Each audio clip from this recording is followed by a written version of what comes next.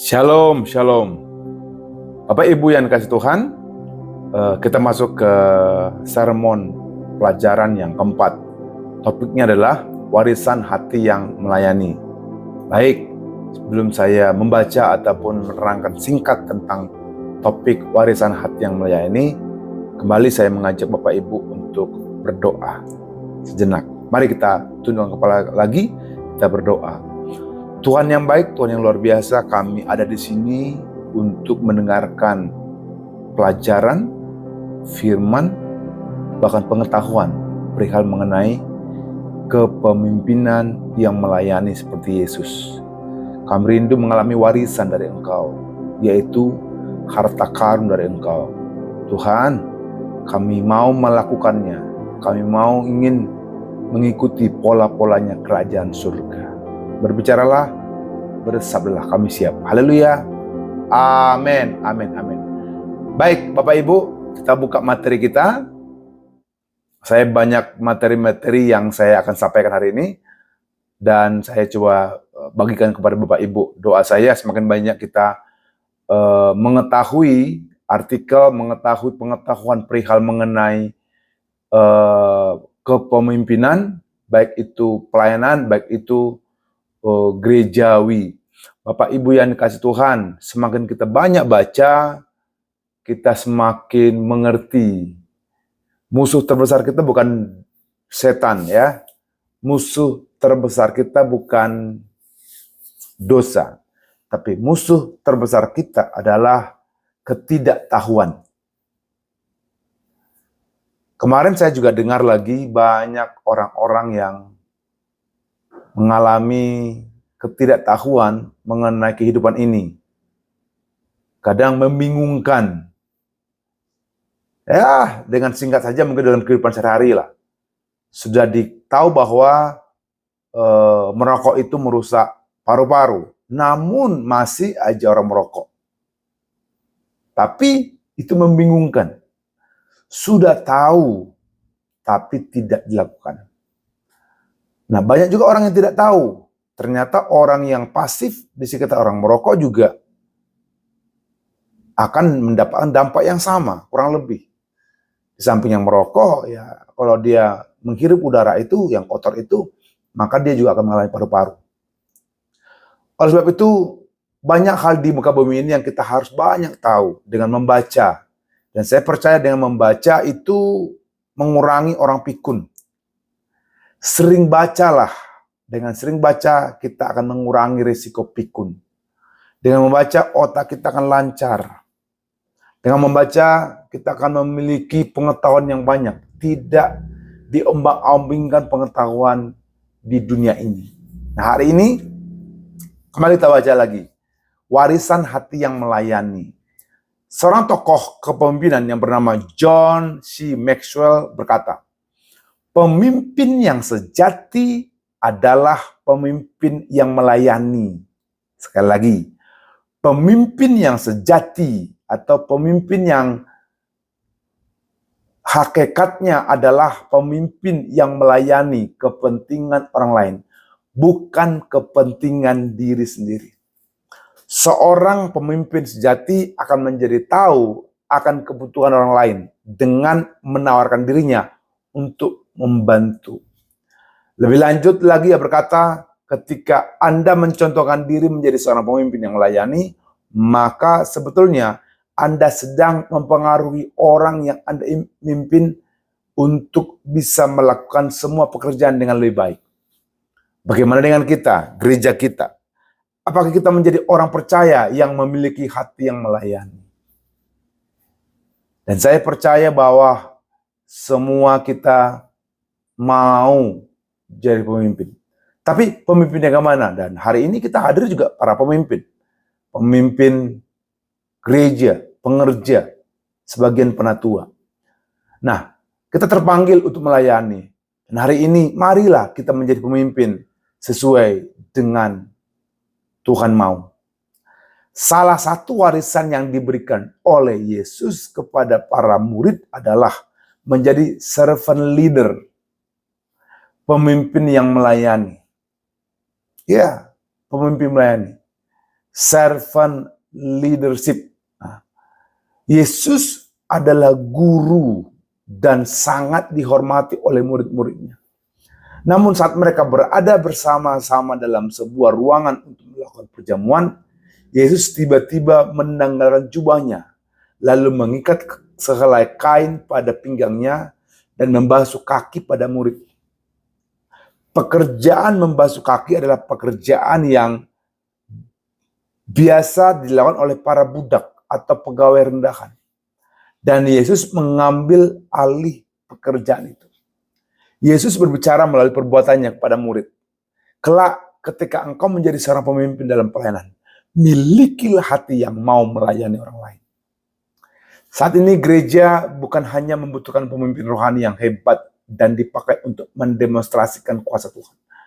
Namun gereja sangat memerlukan pemimpin rohani yang benar-benar memiliki hati yang melayani seperti Kristus. Melalui sermon ini kita diingatkan untuk belajar menjadi pribadi yang melayani. Sehingga jemaat ataupun generasi-generasi berikutnya dapat meneladani apa yang mereka lihat. Di masa akan datang mereka tidak akan kekurangan pemimpin yang memiliki hati yang melayani. Karena benih yang telah kita tabur hari ini akan berbuah dalam kehidupan mereka. Warisan yang Yesus tinggalkan kepada murid-muridnya adalah melayani.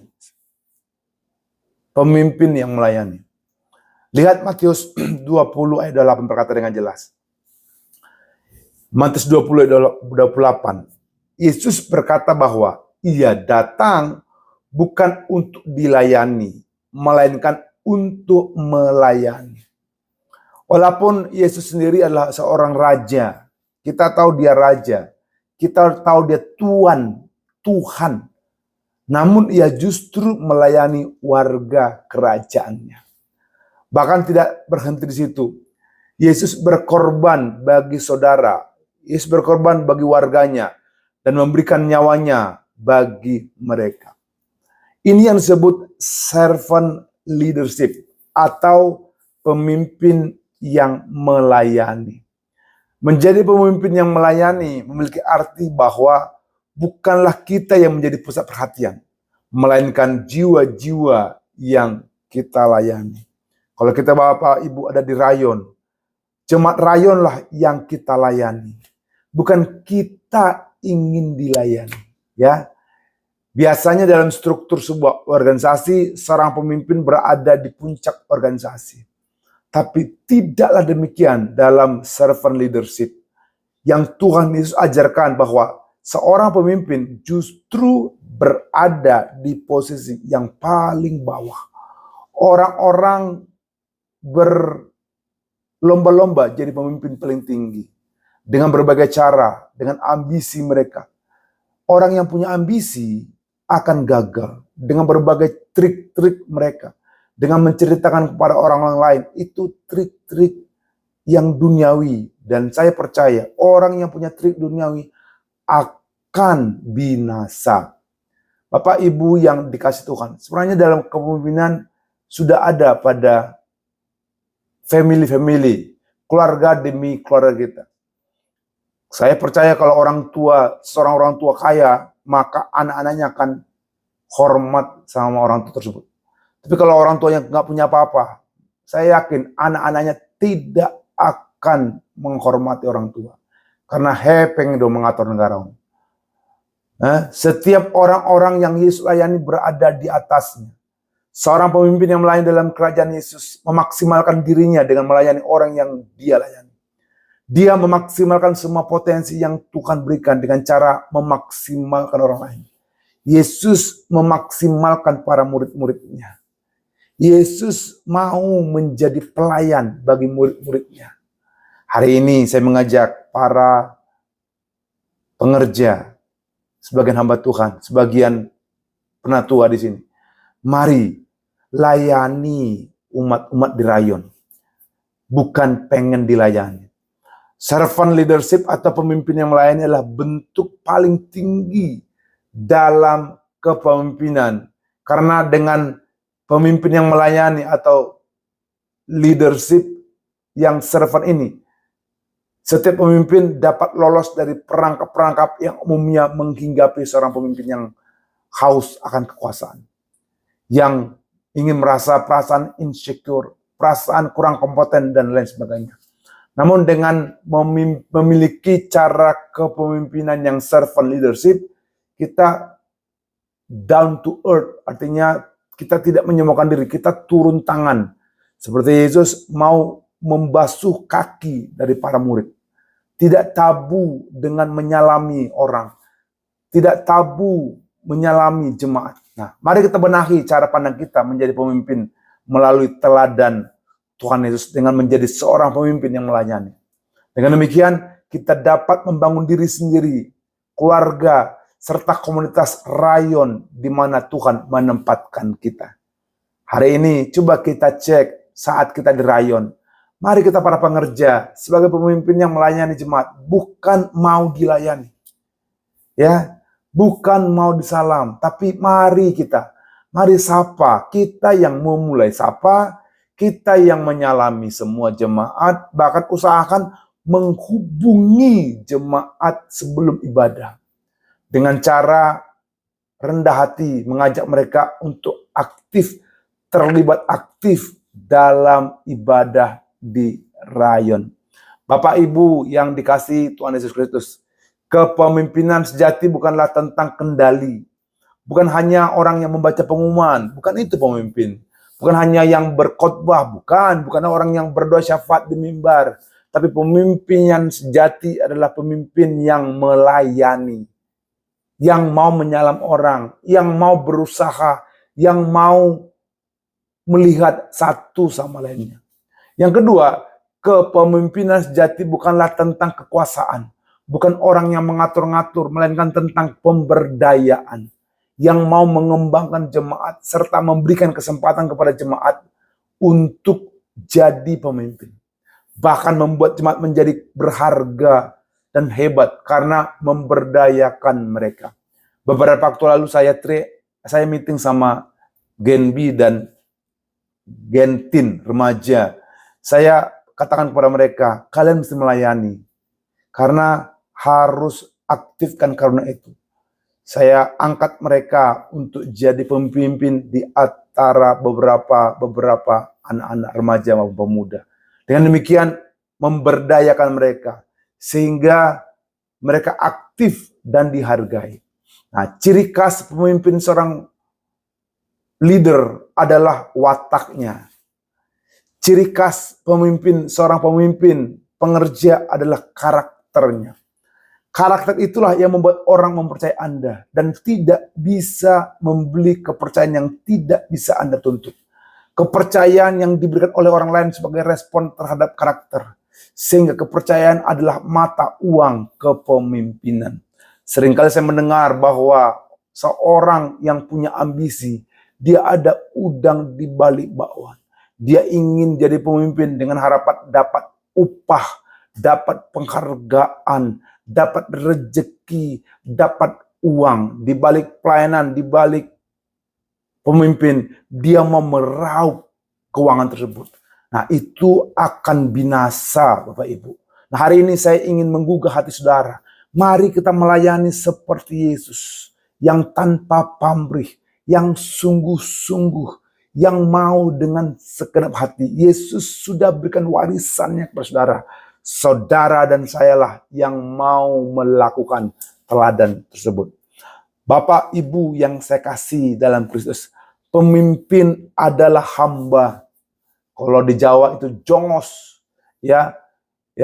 Pemimpin yang melayani adalah dulos. Pemimpin yang mau turun ke bawah. Pemimpin yang melayani adalah inti dari kepemimpinan Kristen. Semua orang Kristen tidak saja pemimpin, tapi dipanggil juga untuk menjadi pelayan yang melayani sesama dengan meneladani kepada Kristus. Alkitab berkata dengan jelas, Allah menjadikan kita serupa, segambar dengan Allah. Allah Bapa, Allah Putra, Allah Roh Kudus. Berarti ketika saudara melayani orang lain, Anda sebenarnya melayani orang lain. Anda melayani Tuhan. Ketika Anda melayani jemaat, jemaat itu juga serupa dengan Tuhan. Artinya kita juga melayani Tuhan melalui orang itu. Tidak harus dilihat oleh pimpinan, tidak harus dilihat oleh orang lain. Ketika kita melayani dengan tulus, kita memposisikan diri kita untuk menjadi hamba, untuk menjadi penolong, untuk menjadi pelayan untuk orang lain. Tidakkah demikian di antara kamu, barang siapa ingin menjadi besar di antara kamu, hendaklah ia menjadi pelayanmu. Dan barang siapa ingin menjadi terkemuka di antara kamu, hendaklah ia menjadi hamba untuk semuanya. Sama seperti anak manusia yang datang bukan untuk dilayani, melainkan untuk melayani dan untuk memberikan nyawanya menjadi tebusan bagi banyak orang. Coba kita lihat sebentar Matius, tadi itu dari Matius ya, Matius 20. Saya baca saudara, Matius 20 ayat 26. Matius 20 ayat 26, 28, demikian firman Tuhan. Tidaklah demikian di antara kamu. Barang siapa ingin menjadi besar di antara kamu, hendaklah ia menjadi pelayanmu. Dan barang siapa ingin menjadi terkemuka di antara kamu, hendaklah ia menjadi hambamu. Sama seperti anak manusia datang bukan untuk dilayani, melainkan untuk melayani dan untuk memberikan nyawanya menjadi tebusan bagi banyak orang. Amin. Mari Bapak Ibu yang dikasihi Tuhan, jadilah pemimpin yang melayani. Panggilan dari Kristus untuk melaksanakan kepemimpinan yang melayani sangat jelas dan tidak samar-samar. Yesus tidak menaruh batas waktu, tempat, atau situasi yang membuat kita tidak taat pada pemerintah, kepada perintahnya. Motivasi kepemimpinan yang melayani tidak berfokus pada kekuasaan, tapi kerendah hatian terhadap seseorang. Konsep pemimpin aktabiah adalah hamba. Hamba, ya. Kita ini adalah pelayan yang melayani. Yang melayani. Pemimpin itu berarti melayani. Pemimpin itu berarti mengabdi. Pemimpin itu artinya menghambakan diri. Bagaimana mungkin Anda mau jadi pemimpin, tapi nggak mau dipimpin? Seorang pemimpin harus memiliki sikap mental seorang pelayan. Seorang pemimpin harus memiliki sikap mental seorang pelayan.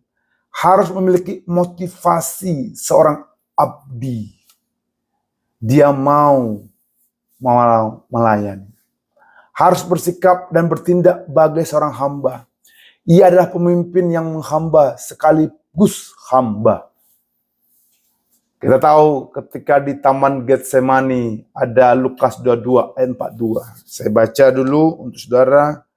Lukas 22 ayat 42.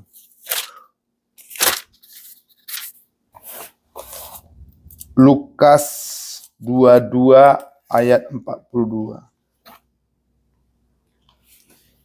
Ya Bapakku, jikalau engkau mau, ambillah cawan ini daripadaku. Tetapi bukanlah kehendakku, melainkan kehendak-Mu-lah yang terjadi. Sekali lagi, Lukas 22, 42. Ya Bapakku, jikalau engkau mau, ambillah cawan ini daripadaku. Tapi bukan kehendakku, melainkan kehendak-Mu-lah yang terjadi. Beban untuk menanggung kesalahan dan dosa manusia terlalu berat bagi Kristus. Pada titik ini sebenarnya Kristus dapat pergi begitu saja. Tapi Kristus tidak melakukannya karena model kepemimpinan yang melayani menjadi fokus dan modus pelayanan Yesus Kristus. Hari ini mari kita contoh warisan dari Yesus. Warisan yang melayani.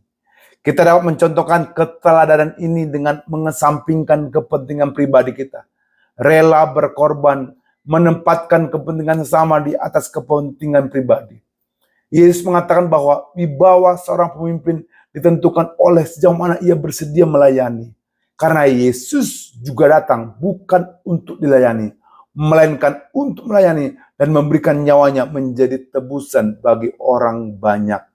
Kebesaran seorang pemimpin Kristen terletak pada berapa banyak orang yang dilayaninya, bukan berapa banyak orang yang menjadi pengikutnya. Setiap orang Kristen haruslah menjadi pelayan. Saya berdoa pengerja menjadi pelayan, penatua menjadi pelayan.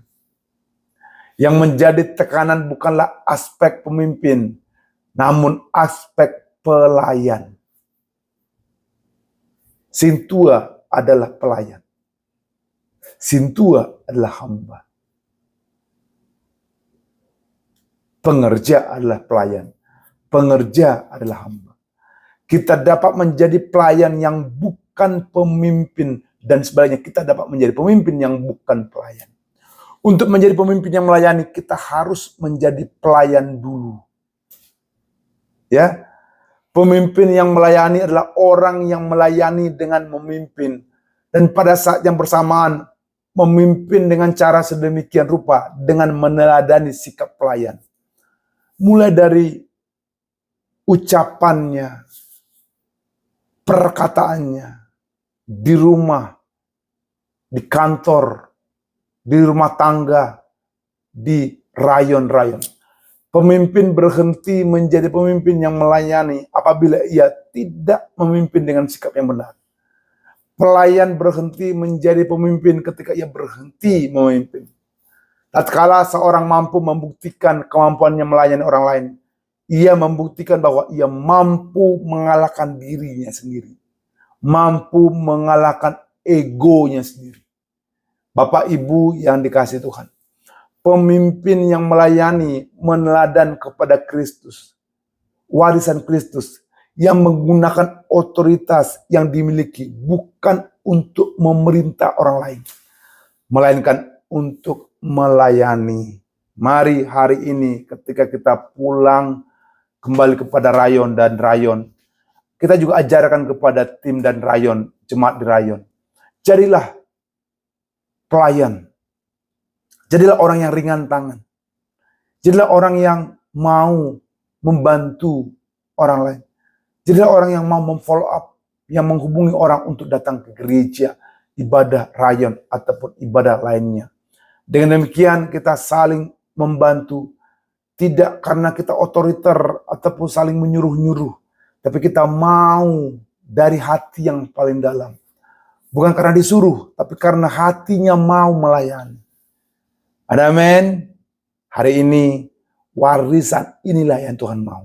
Warisan sebagai pemimpin yang melayani. Puji nama Tuhan. Kita berikan tepuk tangan bagi Tuhan Yesus. Saya baca ayat terakhir dan saya selesai. 1 Petrus 5 ayat 3. 1 Petrus 5 ayat 3.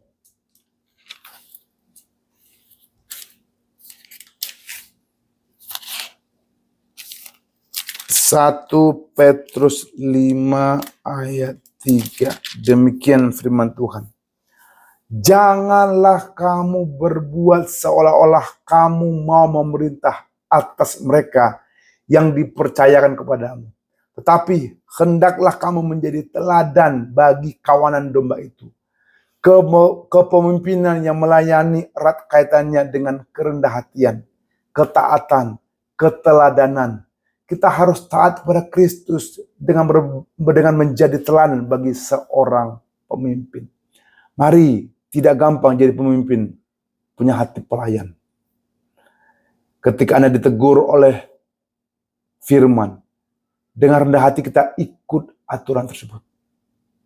Bukan karena disuruh-suruh, tapi karena firman. Tapi karena aturan kerajaan Allah. Aturan kerajaan Allah meminta saudara untuk saling melayani. Saling mengabdikan diri. saling berlomba jadi hamba, mendahulukan yang lain, bahkan meminta saling tolong-menolong. Mari kita budayakan warisan pelayanan ini di Rayon. Mari budayakan ibadah-ibadah Rayon dengan saling melayani. Layanilah dengan hati yang tulus kepada Yesus. Saya berdoa ini kita lakukan. Ada amin? Puji nama Tuhan. Demikian sermon pada hari ini, warisan hati yang melayani. Doa saya, kita punya hati untuk melakukannya. Saya mengajak Anda sebentar untuk tunduk kepala. Saya akan berdoa untuk saudara. Tuhan, hamba berdoa untuk seluruh hamba-hambamu, para pemimpin rayon, pengerja, penatua. Tuhan, kami rindu menerima warisan hati melayani. Kami rindu menerima warisan untuk menjadi abdi, untuk menjadi hamba dimanapun kami tempatkan. Mulai hari ini, kami tidak minta hormat dari manusia. Kami tidak minta dudukan dari manusia. Kedudukan itu sementara. Jabatan itu sementara. Kami tidak mencari jabatan. Apalah artinya jabatan kalau tidak dikehendaki Tuhan. Aku berdoa demi nama Yesus. Kerajaan-Mu datang di tempat ini. Bukan keambisian, bukan hati yang egois kami melayani. Tapi hati yang menjadi warisan Tuhan. Kami melakukannya hanya untuk Tuhan. Bukan untuk mencari keuntungan, mencari rupiah, mencari keuntungan, mencari uang di gereja ini. Tapi kami mau untuk melayani, berkorban untuk orang lain. Tuhan, hamba berdoa, berikan kepada seluruh penatua, pengerja, singkapkan hati kami memiliki hati yang mulia, bukan hati yang pura-pura, hati yang mau melayani, hati yang memberikan diri kami, yang berkorban untuk jemaat Tuhan. Aku berdoa juga jemaat-jemaat gerejamu memiliki hati yang melayani, saling melayani. Bahkan mereka mau diberdayakan, mau memberikan talenta mereka kepada Tuhan. Dan mereka mau mencari jiwa. Aku berdoa hari ini Tuhan, fokuskan kami menjadi pribadi-pribadi yang mencari kerajaan Allah, yang mencari warisan surga, warisan hati melayani. Aku berdoa berkati seluruh pemimpin, berkati seluruh pengerja, berikan kepada kami hati untuk melayani di dalam nama Tuhan Yesus. Haleluya, haleluya. Amin, amin. Tuhan berkati. Selamat malam. Saya mohon izin. Shalom, shalom, shalom.